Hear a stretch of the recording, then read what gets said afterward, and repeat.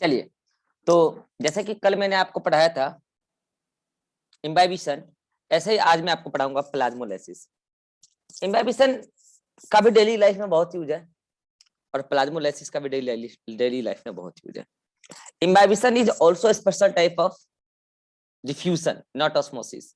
Diffusion जहां पर तीन बातों का होना बड़ा जरूरी है, इम्बाइबेंट और इम्बाइबेट का होना जरूरी है, उन दोनों के बीच में एफिनिटी का होना जरूरी है और वाटर ग्रेडियंट का होना जरूरी है। प्लाज्मोलाइसिस भी एक प्रकार का स्पेशल टाइप ऑफ डिफ्यूजन है, ये तो बोलो कि स्पेशल टाइप ऑफ ऑस्मोसिस है, लेकिन यहां पर वाटर का मूवमेंट सेल से बाहर की तरफ होता है, सेल से बाहर की तरफ निकलता है।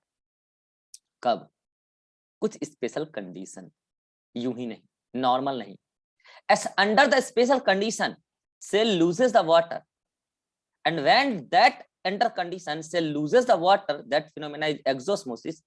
That exosmosis is called as plasmolysis. अब वर्ड को पकड़ो, प्लाज्मो, प्लाज्मो मतलब प्लाज्मा, लाइसिस मतलब उसका ब्रेकडाउन, मींस उसका डिग्रेडेशन, मींस उसका नुकसान, मतलब कि प्लाज्मा से वाटर का निकलना एक्सोस्मोसिस के थ्रू, तो प्लाज्मोलाइसिस। अब इसको देखो, ये प्लाज्मोलाइसिस टोटल 3 स्टेजेस में कंप्लीट होता है। ऐसा नहीं है कि आपने किसी भी सेल को रखा अंडर द स्पेशल कंडीशन और प्लाज्मोलाइसिस हो जाएगा, ऐसा नहीं। पहले प्लाज्मोलाइसिस के लिए कुछ स्पेशल कंडीशन रिक्वायर्ड है, और वो स्पेशल कंडीशन क्या क्या है। प्लाज्मोलाइसिस उसी सेल में होगा जिस सेल के पास होगा सेल वॉल, सेल वॉल होना जरूरी है, उसी में होता है प्लाज्मोलाइसिस। तो मुझे बताओ कौन कौन से सेल में होता है सेल वॉल, किस किस ऑर्गेन के सेल में? प्लांट, बैक्टीरिया और फंजाई। Bacteria fungi. तो प्लांट, बैक्टीरिया, फंजाई के सेल में होगा प्लाज्मोलाइसिस, बट कब? When that cell is kept on in hypertonic medium, in hypertonic medium। जैसे कहे, मैं कह रहा हूं कि ये सेल है, ये ब्लैक वाली सेल का सेल वॉल है, ओके, रेड वाली सेल का सेल मेम्ब्रेन है, ठीक है जी, और ये वाली सेल का साइटोप्लाज्म है, ठीक है, और मैं ये कह रहा हूं कि ये वाली वैक्यूल है, ये वैक्यूल है और ये वैक्यूल की मेम्ब्रेन है। अब आपको पता है कि वैक्यूल में एक्स्ट्रा वाटर स्टोर्ड होता है, कुछ मिनरल्स वगैरह कंटेंट स्टोर्ड होते हैं वैक्यूल्स में। और मान लो कि ये प्लांट सेल है या बैक्टीरियल सेल है या फंजाई सेल है, इसका साइटोप्लाज्म का अपना एक कॉन्सेंट्रेशन है। When these cell kept under hypertonic medium, hypertonic medium. अब अगर बोलो हाइपरटोनिक मीडियम, मैंने बोला है तो मैंने फिर से वही बात किसी के कंपैरेटिवली बोला होगा, तो ये हाइपर किसके तुलना में है? इस साइटोप्लाज्म के तुलना में है। तो साइटोप्लाज्म कैसा पड़ गया, हाइपर या हाइपो? वो पड़ गया इसके कंपैरेटिव में हाइपोटोनिक।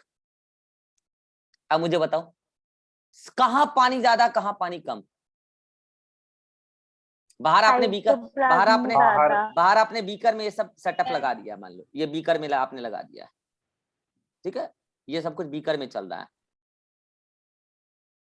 ठीक है। अब कहां पे पानी ज्यादा कहां कम? साइटोप्लाज्म ज्यादा, यहाँ पानी ज्यादा और यहाँ पे पानी कम। और अगर ऐसा है, अच्छा, अगर यहाँ पानी ज्यादा, आपने कहा यहाँ पानी ज्यादा यहाँ पानी कम, तो कहाँ सोल्यूट ज्यादा कहाँ सोल्यूट कम? सोल्यूट बीकर में ज्यादा और साइटोप्लाज्म में कम। अरे सोल्यूट बीकर, हाँ बीकर में ज्यादा, हाँ ठीक है, बीकर सही जवाब है। सोल्यूट ज्यादा और साइटोप्लाज्म में कम, सोल्यूट कम। तो जल्दी से मुझे बताओ कि अभी आपने मान लो कि नहीं रखा है, इसको हटा रहा हूं मैं, अभी आपने नहीं रखा है, अभी रखोगे बीकर में तब ऐसा कुछ होगा, ठीक है। तो मैं कह रहा हूं कि अगर ऐसा कंडीशन है, जैसे ही आपने हाइपोटोनिक सॉल्यूशन में रखा, तो अभी तो इस यहाँ पे वाटर ज्यादा था, तो बताओ इसका टारगेट प्रेशर ज्यादा या कम? ज्यादा। टारगेट प्रेशर इसका ज्यादा था और इसका टारगेट प्रेशर कम था, तो फिर इसका ऑस्मोटिक प्रेशर क्या था?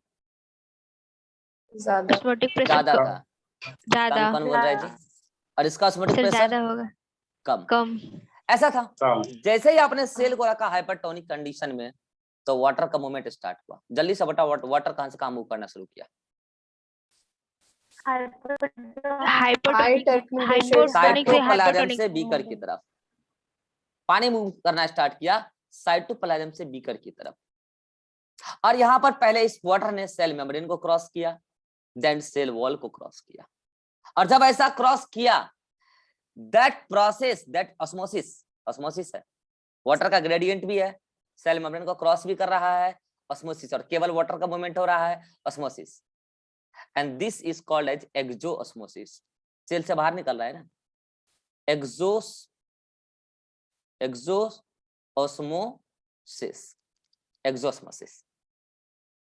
When cell having the cytoplasm kept under the hypertonic condition, then cell loses the water by the process of exosmosis, and these exosmosis it called as plasmolysis. अभी plasmolysis बस start हुआ है, this stage is called as limiting plasmolysis. अब देखो, आपको तो beaker में cell दिखने वाला है नहीं कि क्या हो रहा है नहीं हो रहा है, सेल तो नेकेड आई से दिखेगा नहीं, तो आप क्या करते हो, सेल को टाइम टू टाइम रख के फिर उसको माइक्रोस्कोप में लगा के देखते हो, अलग अलग स्टेजेस में टाइम बांध के अलग अलग सेल को आप क्या करते हो, माइक्रोस्कोप में स्टडी करते हो। तो लिमिटिंग स्टेज तक का सेल को पहचानने का क्या तरीका है, तरीका ये है कि लिमिटिंग प्लाज्मोलाइसिस तक को आप क्या बोलते हो कि अभी अब जल्दी से बताओ, वाटर साइटोप्लाज्म से लूज हो रहा है तो सेल का टारगेट प्रेशर बढ़ रहा है कि घट रहा है, जल्दी बताओ। घट रहा, सेल का target pressure decreases, osmotic pressure बढ़ रहा है, ऑस्मोटिक प्रेशर इंक्रीजेस, और अगर ऐसा हो रहा है turgor pressure decreases, osmotic pressure decreases, तो मुझे एक बात बताओ, टारगेट प्रेशर जितना अंदर से लगता है क्या दीवार ही उतना वॉल प्रेशर भी लगाता है, यस और नो?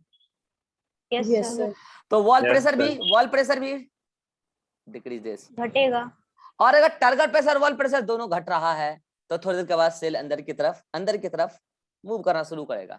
अभी नहीं किया, लिमिटिंग का कंडीशन ही यही है, सेल की लिमिट तक अभी टारगेट प्रेशर लूज हुआ है और वाटर लूज हुआ है, सेल ने अभी अपनी शेप में कोई चेंजेस नहीं लाया है, जैसे ही लाएगा तो अगला स्टेज में चल जाएगा, अभी कोई चेंज नहीं लाया है। सेल वॉल सेल मेम्ब्रेन अभी भी कंप्लीटली अटैच्ड है, cell wall cell membrane completely attached है, पानी लूज हुआ है, टारगेट प्रेशर घटा है, वॉल प्रेशर घटा जरूर है, लेकिन अभी सेल वॉल सेल मेम्ब्रेन अंदर की तरफ मूव नहीं किया और दोनों अटैच्ड हैं। ऑस्मोटिक प्रेशर बढ़ा है क्योंकि जब पानी घटेगा तो ऑटोमेटिकली सॉल्यूट अंदर में कंपैरेटिवली बढ़ जाएगा, तो ऑस्मोटिक प्रेशर बढ़ा है। This is the limiting plasmolysis first stage. अगर आपने वो कंडीशन वहां पे मतलब सेल को आपने हटाया नहीं, वहीं पे छोड़ दिया, बताओ और वाटर लूज होगा, वाटर और लूज होगा, जब और वाटर लूज होगा तो जल्दी बताओ target pressure further target pressure और डिक्रीज होगा, जब टारगेट प्रेशर और डिक्रीज होगा तो वॉल प्रेशर और डिक्रीज होगा, वॉल प्रेशर तो और डिक्रीज होगा लेकिन टारगेट प्रेशर भी डिक्रीज होगा। अच्छा, ऑस्मोटिक प्रेशर इंक्रीजेस, बढ़ेगा, सेल का ऑस्मोलिटी बढ़ता जा रहा है, टारगेट प्रेशर घटता जा रहा है। अब बताओ टारगेट प्रेशर क्या होता था, बाहर की तरफ लगता था, अब बाहर की तरफ लगने वाला फोर्स जितना अंदर से बाहर लग रहा है उतना बाहर से अंदर भी लग रहा है वॉल प्रेशर, मैं मानता हूं, लेकिन ये घट रहा है ये भी घट रहा है, दोनों ही घट रहा है। तो इस कंडीशन में हो ये रहा है कि अब सेल मेम्ब्रेन अंदर की तरफ धीरे-धीरे सिंक करने लगी है, सेल मेम्ब्रेन सेल वॉल से डिटैच होने लगी है, specially at the side of corner. आपको दिख रहा है, ये देखो, specially at the side of corner दिख रहा है, ये वाला पार्ट देखो, सेल वॉल सेल मेम्ब्रेन से कंप्लीटली डिटैच नहीं हुई है, only at the corner, and that condition is called as incipient plasmolysis. जब और पानी लूज हुआ तो साइटोप्लाज्म का पानी कम पड़ने लगा, तो पता पानी फिर कहां से आने लगा, वैक्यूल से, वैक्यूल से साइटोप्लाज्म और साइटोप्लाज्म से बीकर, साइटोप्लाज्म से बीकर, और ये एक्सोस्मोसिस कंटिन्यू है जब तक अभी टारगेट प्रेशर घटा, सुनो अभी टारगेट प्रेशर घटा था, पॉजिटिव ही था, टारगेट प्रेशर घटते घटते जब तक 0 हो जाएगा तो उस स्टेज को कहेंगे इंसिपिएंट प्लाज्मोलाइसिस। कई बुक इसको नेगेटिव बोल देती है लेकिन more correct is the 0। Target pressure 0 तक घटते घटते 0 हो गया तो उसको बोलेंगे इंसिपिएंट प्लाज्मोलाइसिस। मुझे बताओ क्या इस समय सेल फ्लैसिड हो चुका है? Hello, turgor pressure 0 means, turgor pressure 0 means कल बताया था, means flaccid, cell becomes flaccid. फिर भी आपने बीकर से नहीं हटाया सेल को, cell loses more and more water, cell loses more and more water, cell loses more and more water। क्या हो रहा है, टारगेट प्रेशर घट रहा है। Decrease फर्दर हो रहा है। डिक्रीजेज, और अब टारगेट प्रेशर घट के नेगेटिव में चला गया है। टारगेट प्रेशर घट के नेगेटिव में चला, वॉल प्रेशर भी घट रहा है, टारगेट प्रेशर नेगेटिव में चला गया, ऑस्मोटिक प्रेशर बढ़ रहा है, टारगेट बढ़ प्रेशर रहा है। नेगेटिव में चला गया। क्या कल आप कहते थे टारगेट प्रेशर नेगेटिव में चला गया मतलब प्लाज्मोलाइज्ड सेल, अब कहते हो ये सेल प्लाज्मोलाइज्ड हो गया। प्लाज्मोलाइसिस का फाइनल स्टेप है एविडिएंट प्लाज्मोलाइसिस। क्या पहचान है? टारगेट प्रेशर नेगेटिव में चला गया और सेल वॉल सेल मेम्ब्रेन से कंप्लीटली डिटैच हो गया है। आपने यहां देखा इंसिपिएंट प्लाज्मोलाइसिस में सेल वॉल सेल मेम्ब्रेन से डिटैच तो हुआ था लेकिन कंप्लीटली डिटैच नहीं था, ओनली एट द कॉर्नर। और सेल वॉल क्योंकि वॉल प्रेशर भी घटा है और टारगेट प्रेशर भी घटा है, तो सेल वॉल थोड़ा सा अंदर की तरफ इनवर्ड मूवमेंट तो शो किया था लेकिन बहुत ज्यादा नहीं किया था। एविडेंट प्लाज्मोलाइसिस में आप देख रहे हैं सेल वॉल सेल मेम्ब्रेन से कंप्लीटली डिटैच हो गया और सेल वॉल क्योंकि वॉल प्रेशर घट गई है, टारगेट प्रेशर भी घट गई है, सेल वॉल अच्छा खासा अंदर की तरफ इनवर्ड मूवमेंट दिखाया है क्योंकि पहले बाहर से उस पर टारगेट प्रेशर का फोर्स लगता था ज्यादा, वॉल प्रेशर भी लगता था लेकिन टारगेट प्रेशर ज्यादा लगा हुआ था, तो सेल वॉल अच्छे से अपना एक शेप में था। लेकिन अब टारगेट प्रेशर घट गया, वॉल प्रेशर भी घटा है, टारगेट प्रेशर घट गया है, तो अब सेल वॉल अंदर की तरफ इनवर्ड मूवमेंट दिखा रहा है और यहाँ पे cell wall cell membrane completely detach हो चुका है। सुनना, एक वर्ड आता है प्रोटोप्लास्ट, ये वर्ड शायद मैं आपको सेल मेम्ब्रेन में भी बताऊंगा, प्रोटोप्लास्ट। कोई बताएगा प्रोटोप्लास्ट का मतलब क्या होता है? सेल में से सेल वॉल हटा दो तो कहलाता है प्रोटोप्लास्ट। सेल ऐसी सेल जिसमें सेल वॉल होता है उसमें से सेल वॉल हटा दो तो कहलाता है प्रोटोप्लास्ट। क्या इस कंप्लीट स्ट्रक्चर को आप प्रोटोप्लास्ट कह सकते हैं? यस और नो? क्यों नहीं कह सकते हैं? इस कंप्लीट स्ट्रक्चर को, सेल वॉल उस घेरे में नहीं आ रहा है, यस सर। प्रोटोप्लास्ट। अब सुनना ध्यान से, एकदम स्टेटमेंट ध्यान से सुनना। At evident plasmolysis cell wall show shrinking, line सही है गलत है? सही है। गलत है, सही है। गलत है। Cell wall show inward movement, cell not membrane. Shrinking. अब बता रहा हूं, at evident plasmolysis protoplast shows shrinking, protoplast shows shrinking. अरे ये यस लाइन सर। सही है। प्रोटोप्लास्ट में सही सेल है। वॉल को छोड़ दो, बाकी पूरा कंटेंट श्रिंक हो रहा है, छोटा पड़ता जा रहा है, छोटा पड़ता जा रहा है। सेल वॉल का साइज नहीं घट रहा भैया। माइक बंद करो, अरे सॉरी, आंसर देकर माइक बंद करो। सेल वॉल नहीं छोटा पड़ रहा है, सेल वॉल बस अंदर की तरफ मूव कर रहा है, थोड़ा सा धंस रहा है, साइज छोटा नहीं हो रहा है क्योंकि सेल वॉल से वाटर थोड़ी लूज हो रहा है। साइज तो किसका छोटा पड़ रहा है? पूरी प्रोटोप्लास्ट का। अब एनसीईआरटी ने यहाँ एक जबरदस्त सवाल पूछा है आपसे। अच्छा मुझे एक बार बताओ, तो बीकर का क्या होता जा रहा है? बीकर का ऑस्मोटिक प्रेशर घटता जा रहा है, टारगेट प्रेशर बढ़ता जा रहा है। बीकर का टारगेट प्रेशर बढ़ता जा रहा है, बीकर का ऑस्मोटिक प्रेशर घटता जा रहा है, बीकर का टारगेट प्रेशर बढ़ता जा रहा है, ऑस्मोटिक प्रेशर घटता जा रहा है। ठीक है जी। एनसीईआरटी ने एक सवाल यहाँ तगड़ा सवाल पूछा, at evident plasmolysis stage the space between cell wall and cell membrane, इस स्पेस की बात कर रहा है, the space between cell wall and cell membrane occupied by which component? दिमाग लगा के सही आंसर दो। The space between cell wall and cell membrane filled up by, occupied by which component? Water. No. Sir cell में से cell wall minus कर देंगे तो आ जाएगा। अरे भैया मैं ये पूछा रहा है कि इस स्पेस में क्या भर रहा है? स्पेस तो बना ना जब सेल मेम्ब्रेन ने श्रिंकिंग शो किया, प्रोटोप्लास्ट ने श्रिंकिंग किया, तो एनसीईआरटी पूछ रहा है कि यहाँ क्या भर जाएगा, यहाँ कुछ भरेगा, क्या भरेगा? वो कुछ भर जाएगा यहाँ पे, क्या होगा वो चीज? And that will be the hypertonic solution, hypertonic solution. और वो यहाँ नहीं, यहीं से एंट्री स्टार्ट हो गया था हाइपरटोनिक सॉल्यूशन का। अभी भले ही बाहर वाले बीकर का टारगेट प्रेशर बढ़ रहा है लेकिन अभी भी वो हाइपरटोनिक सॉल्यूशन ही है, तब तो वाटर अभी भी लूज हो रहा है। हेलो, हाइपरटोनिक है तब तो वाटर अभी भी लूज होता ही जा रहा है। एट फाइनल एविडिएंट स्टेज में आके प्लाज्मोलाइसिस कंप्लीट होगा, वाटर लूज होता ही जा रहा है।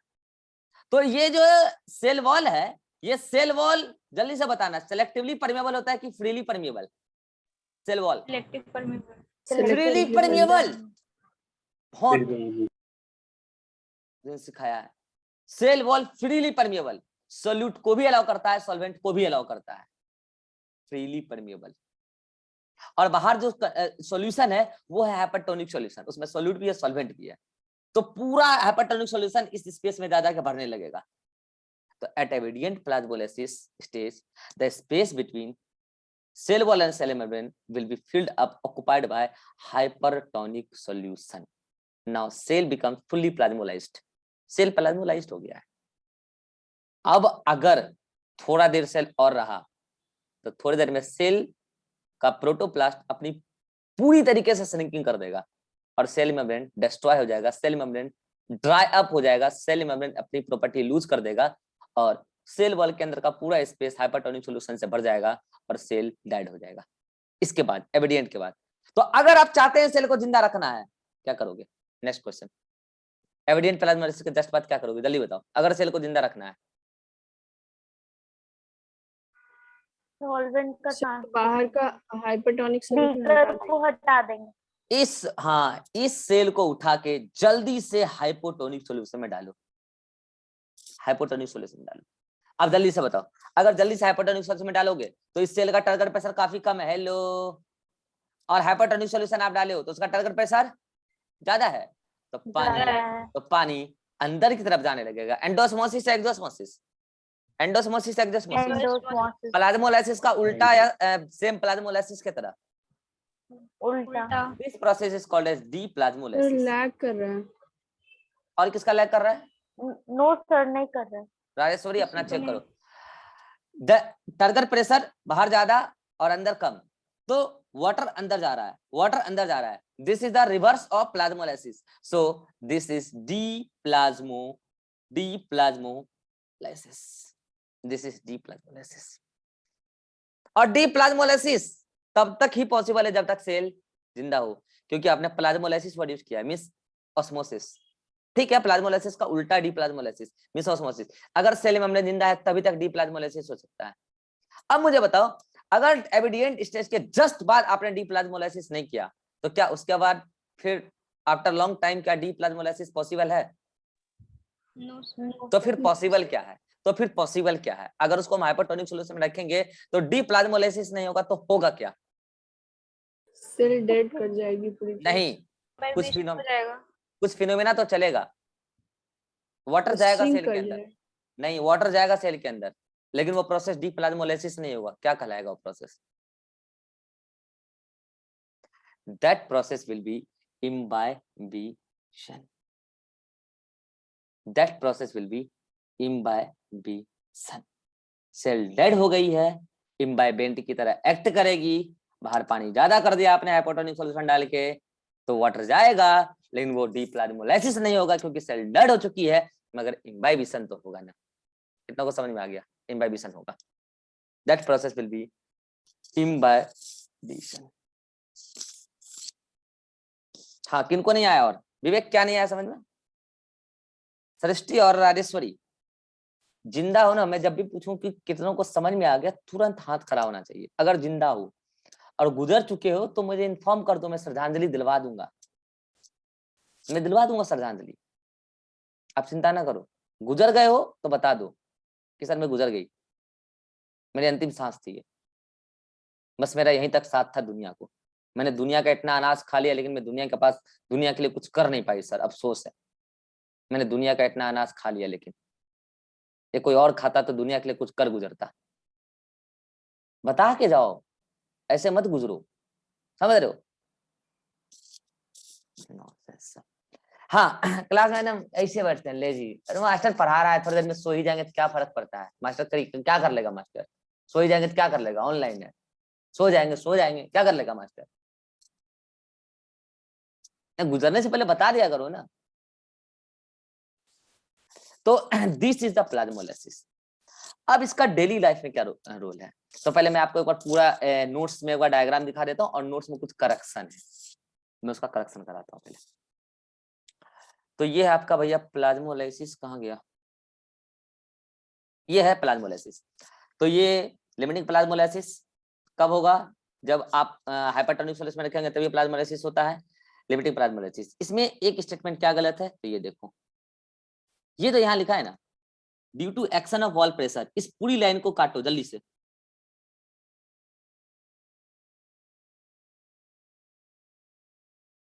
Due to decrease in turgor pressure cell wall moves inward, बस यही कारण है। टर्गर प्रेशर घटा तो सेल वॉल अंदर की तरफ इनवर्ट शो किया है। इस या तो स्क्रीनशॉट ले लो या नहीं तो नोट्स में सही करो। चलो नेक्स्ट आ जाओ। यहाँ पे तो भयंकर गलती है। क्या है गलती, बता रहा हूं।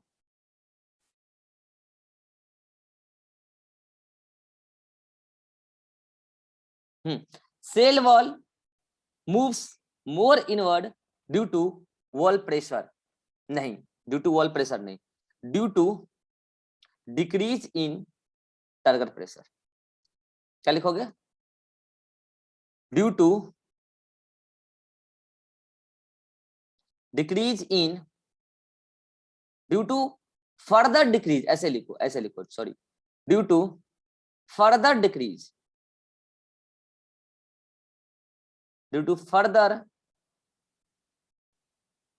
Decrease in what, turgor pressure. Line सही करो जल्दी से, जल्दी कर लिए, स्क्रीनशॉट लो। नेक्स्ट, इस वाले में भी ये गलती है शायद। हाँ, क्या गलती है यहाँ पे, वैक्यूल साइज डिक्रीज। अच्छा, एविडेंट में वैक्यूल साइज भी छोटा होता जा रहा है, दिख रहा है ना, उससे भी ना वाटर लॉस होता जा रहा है। Turgor pressure negative, more negative हो गया। Deplasmolysis only possible up to this stage, ठीक है। हाँ चलो यहाँ ठीक है। एंड देन कंप्लीट प्लाज्मोलाइसिस होगा तो सेल डेड हो जाएगा। तो अगर आप चाहते हैं कंप्लीट प्लाज्मोलाइसिस मतलब एविडेंट स्टेज प्लाज्मोलाइसिस कंप्लीट हो गया, सेल डेड। लेकिन आप सेल प्लाज्मोलाइज मतलब प्लाज्मोलाइसिस कंप्लीट हो गया प्लस सेल डेड हो गया, कंप्लीट नहीं होने देना है। उससे पहले आप क्या करो, उसको डीप्लाज्मोलाइज कर लो। तो डीप्लाज्मोलाइज कैसे करोगे, तो वही मैं अभी आपको इस डायग्राम में बता रहा था कि आप उसको उठा के हाइपोटोनिक सॉल्यूशन में डाल दो। नाउ इसका डेली लाइफ में क्या यूज है, डेली लाइफ में बहुत यूज है, बहुत यूज है। मैं बताता हूँ। अचार खाते हो, तो जब मम्मी लोग अचार बनाती है तो उसमें खूब सारा नमक डालती है। किस लिए डालती है, टेस्ट बढ़िया आएगा, है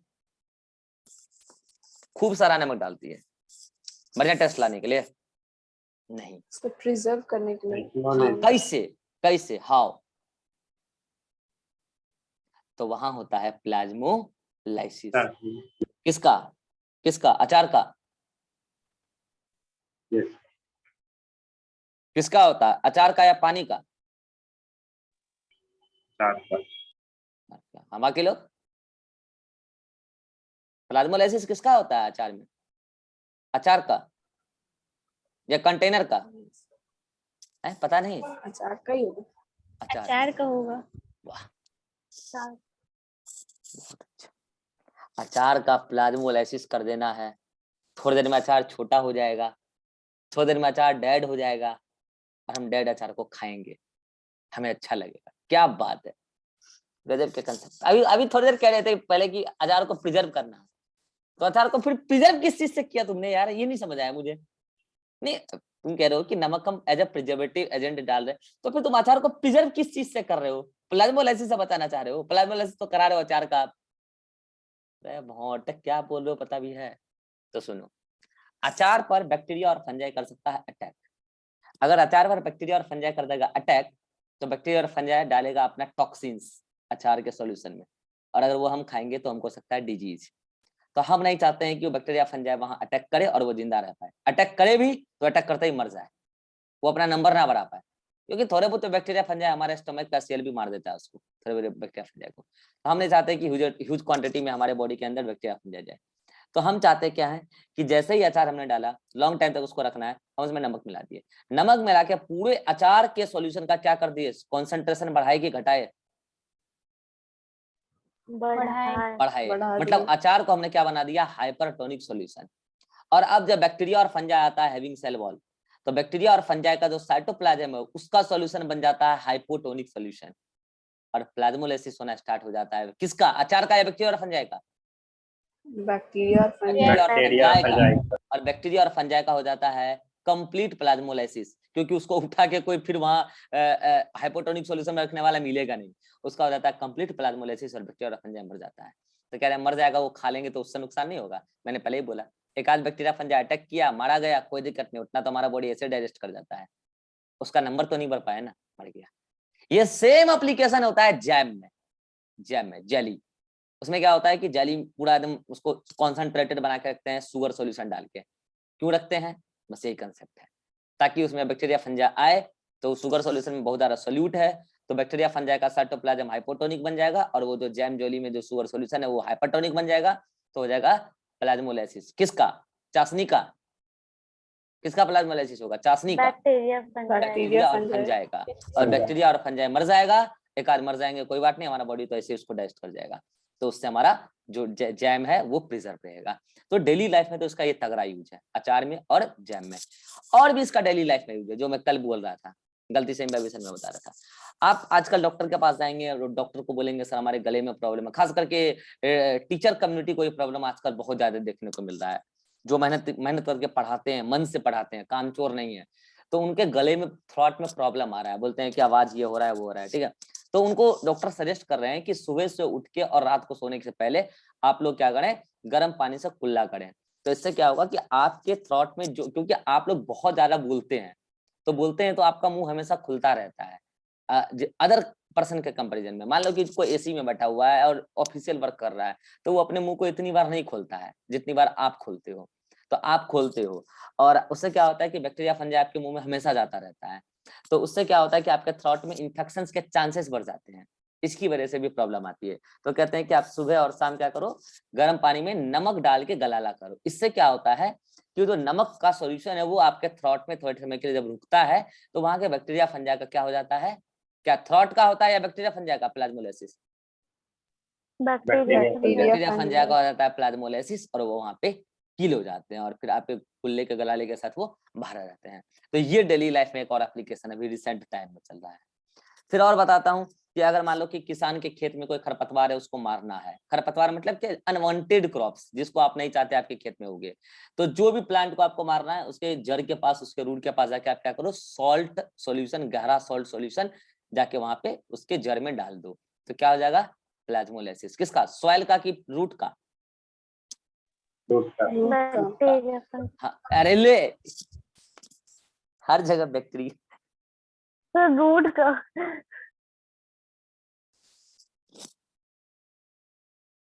देख रहे हो, तभी मैं कह रहा हूं इतना अनाज में किसी और को खिलवा देता है इस दुनिया में तो कुछ कर गुजरता, बेकार चला गया इतना अनाज, रिसोर्सेस का गलत यूटिलाइजेशन हो गया। वो आपका अनाज नहीं था, वो आपके पिताजी का भी नहीं था, वो इस इकोसिस्टम का था, आपने खा लिया और आपने नेचर के लिए कुछ नहीं किया अब तक, कोई और खाता, कुछ कर गुजरता, बेकार हो गया। बताओ यार, बैक्टीरिया का भी करा रहे हैं क्या, प्लाज्मोलाइसिस। किसका हुआ प्लाज्मोलाइसिस सृष्टि, बैक्टीरिया का कि सॉइल का? सर गलती से बोल दिया। अच्छा, रूट का, तो रूट का हो गया प्लाज्मोलाइसिस, और वो खरपतवार, जब रूट ही मर जाएगा तो पूरा प्लांट मर जाएगा। तो ये एक और यूज, वीड्स को, वीड्स मतलब वही खरपतवार को मारने के लिए। These are the application of plasmolysis. ये सारी बातें भी आपकी यहाँ पे लिखी हुई है। हर एंडोस्मोसिस और हर एक्सोस्मोसिस को आप प्लाज्मोलाइसिस और डीप्लाज्मोलाइसिस नहीं कह सकते हैं। कंडीशन क्या है मैंने बता दिया है। यूज ऑफ प्लाज्मोलाइसिस, ये सारी बातें यहाँ पे लिखी हुई है। Deplasmolysis, these are all about plasmolysis. अब मैं आपको बताता हूँ, अब अपना चैप्टर आएगा फ्लो। सर हाँ, वो फर्स्ट पेज जहाँ पे सर वो ठीक करवाए थे वो वाला एक दिखा दीजिए ना सर। अब तो ठीक करवा दिए, अब तो क्या, अब तो स्क्रीनशॉट ले लिया जिसने लेना था। कहाँ? हाँ यहीं पे सर। यहाँ पे बस इस लाइन को काटने बोला था मैंने, बस, और कुछ नहीं, बाकी सब सही है। यस सर हो गया। अच्छा, इसमें एक लाइन और गलत है, रुको। Wall pressure constant, no no no no no no, wall pressure also decreases. सही करो, वॉल प्रेशर आल्सो डिक्रीजेस। ठीक है जी, चलो। तो ये रहा आपका क्या, प्लाज्मोलाइसिस। अब आपका चैप्टर आएगा फ्लो में। मैंने आपको कहा था कि इस चैप्टर में मैं इस चैप्टर का मेन टॉपिक पढ़ाने से पहले कुछ फिजिकल फिनोमेना पढ़ाऊंगा, and that is the diffusion, osmosis, imbibition, plasmolysis। और इस दौरान आपने कई सारे प्रेशर्स, फिजिकल क्वांटिटी आपने समझा, diffusion pressure, turgor pressure, osmotic pressure, diffusion pressure, deficit, water potential, turgor pressure, wall pressure, इन सारी चीजों से आप वाकिफ हो चुके हैं।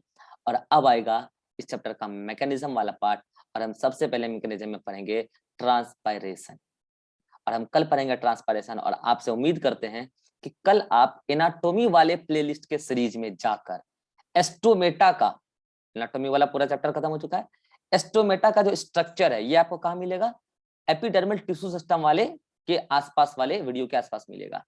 एस्टोमेटल अपैरेटस वाला जो वीडियो है होगा तो मैं लिंक भी शेयर कर दूंगा ग्रुप में, उसको पूरा देख कर आना। अगर नहीं देख के आओगे तो कल आपको प्रॉब्लम होने वाला है। कल हम पढ़ेंगे ट्रांसपायरेशन। रही बात एनसीईआरटी की, तो आज आपको एनसीईआरटी पेज नंबर, कहाँ गया NCERT, just wait 1 minute.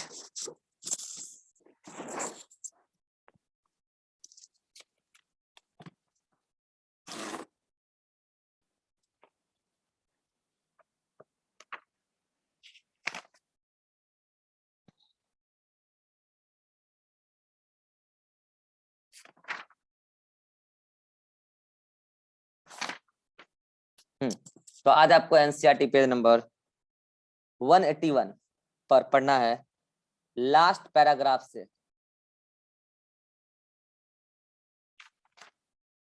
NCERT page number 182 पर यहां पढ़ना है हेडिंग नंबर 11.2.4 के ऊपर तक, के ऊपर तक। ठीक है, ये मीटिंग मैं खत्म कर रहा हूं, अगले मीटिंग हम 5 मिनट के लिए मीटिंग क्रिएट करेंगे टाइम डिस्कशन के लिए। ठीक है, चलिए आइए तुरंत मिलिए अगले मीटिंग में।